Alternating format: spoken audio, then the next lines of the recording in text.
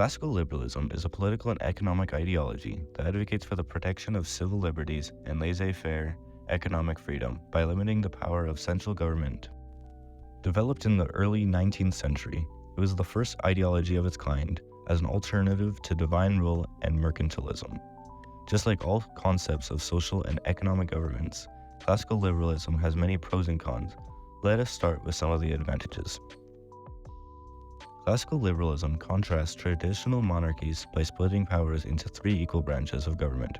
These are executive, judicial, and legislative. Economic freedom. This allows anyone of any background to be able to work hard and make as much money as they want.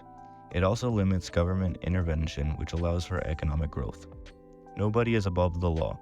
All people, no matter what race, religion, or status, are all to be treated equally in the name of the law. When companies compete with one another, it leads to lower prices, higher quality products, greater variety, and more innovation. Classical liberalism promotes individual rights and freedoms. Examples of this are freedom of speech, freedom of religion, voting rights, and many more.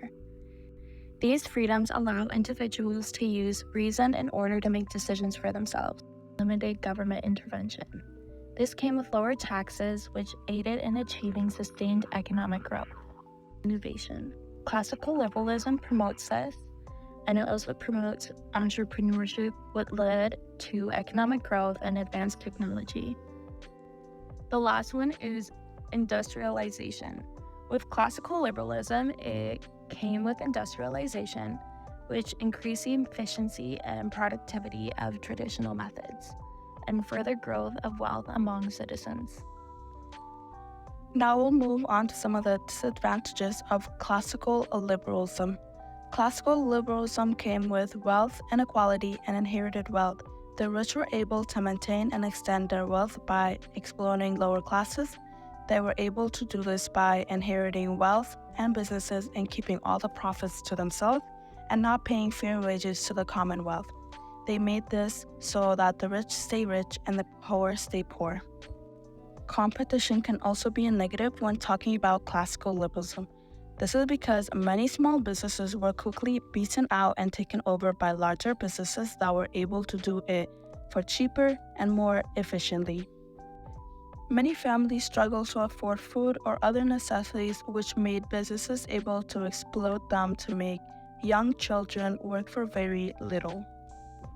Just like child labor, businesses only worried about maximizing profits. They did this by paying as little to the workers as possible and charging as much as possible for the product to the customers. Poor working conditions. Working conditions were often terrible and led to injuries and diseases. Many workers were forced to work for many hours at a time with no additional pay to make up for it.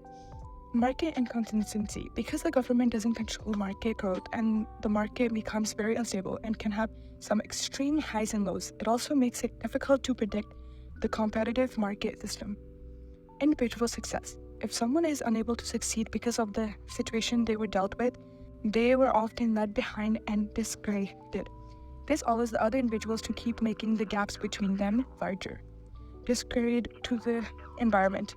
Classical liberalism encourages the growth of mass consumption and offers incentives for businesses to prioritize financial gain over the environmental impact.